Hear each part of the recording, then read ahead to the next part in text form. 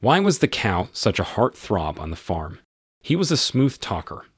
Today, I'm going to recap a 2007 action thriller film called War. Two FBI agents, John Crawford and Tom Lone, are at a dock warehouse in San Francisco, where John is smoking cigarettes. Tom asks him what he is doing, since he does not normally smoke. He inquires whether Jenny, John's wife, knows, to which John replies she doesn't and asks him to not tell her. Tom smirks and says he won't. Tom offers a toothpick, which according to him can help resist the urge of smoking. John just laughs at this and throws the toothpick away. They hear a noise behind them. Tom asks John how many shooters he counted. John replies 5 or 6. In the same warehouse is the Chinese triads. As the enemies are well guarded, it is obvious that they had been tipped off. John starts to complain by saying that they both lost 2 years of work due to this. Another sound comes, and Tom asks John to take a look. John replies as long as it is only a look, he will go. The two then reload their guns, a shotgun for John and a pistol for Tom, and head off to the harbor. They slowly make their way in, checking every corner and place, before they enter the door of the cabin. John notices a bullet casing on the floor with the markings of the assassin Rogue. John tries to warn Tom, but Tom has already gone inside the harbor building and has met the Chinese triads. They start exchanging bullets, but Tom expertly kills many people before going in. John, when he realizes Tom has started firing bullets, joins the fight in full force, as he knows he can't leave his partner alone. The two kill many people at the harbor, showcasing their skills as gunmen. John is fearless as he engages the triads, as he is not even ducking and taking cover. He is just relentlessly going forward with his shotgun in front of him, ready to fire if someone comes in front. As a result, he, along with Tom, kill a bunch of people. After the shootout, Rogue has fallen into the water, and Tom comes up to check on John, who replies that he is fine. Tom then offers a hand to John, and he gets up and asks Tom if he got them. Tom replies that he shot him in the face and that the guy is dead. John then comments that the world is full of people who believed that they killed the guy. Tom says that it seems John knew the guy, and John says that the yakuza had hired an independent contractor to deal with the triads, and that guy was supposed to be the best.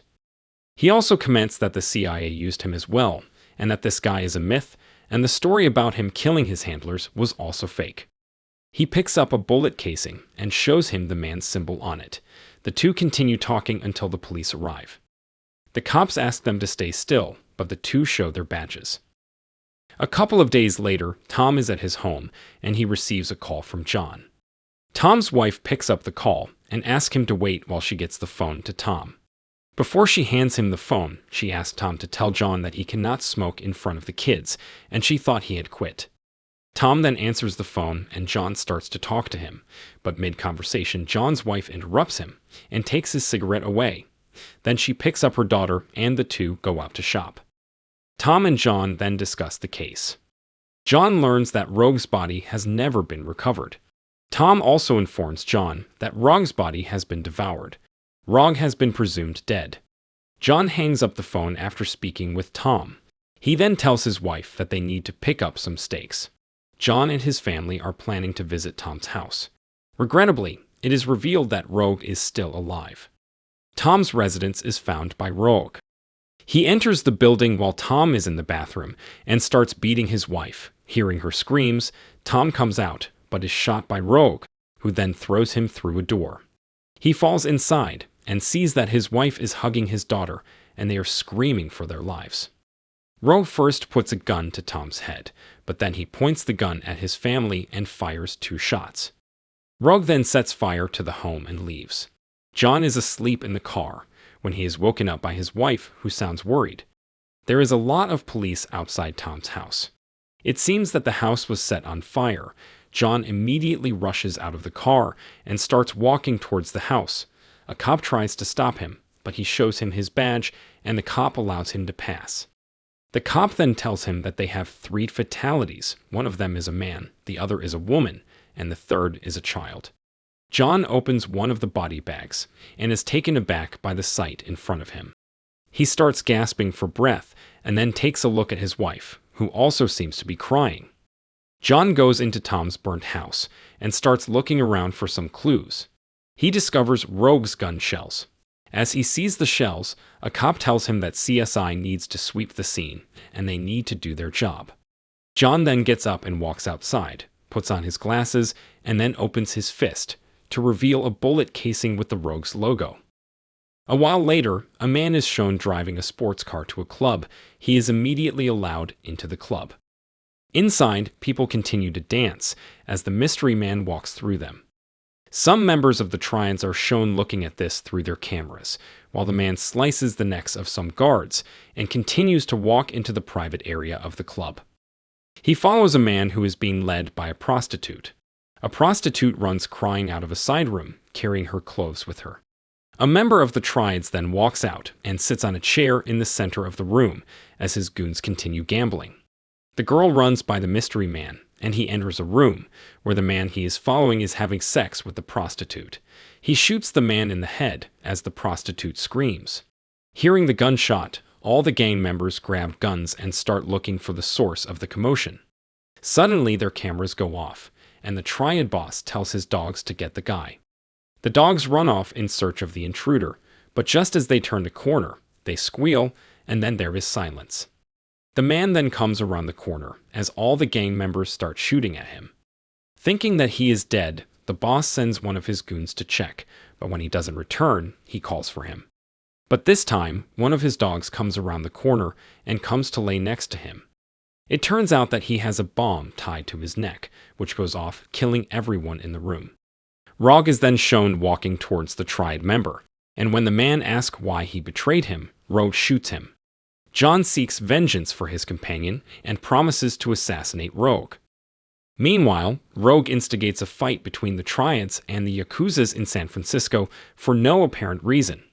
Rogue appears to be working for the local mafia Chang when he kills his son-like man in the Triads and deceives him into thinking it was done by the yakuzas. He then informs the man's brother about a man working under Shiro, leading him to the location of a tea house where rival gangs fight, while Rogue sits in a window, picking off anyone coming out with a sniper gun. Rogue is an excellent combatant, a great liar, and an expert at disappearing quickly.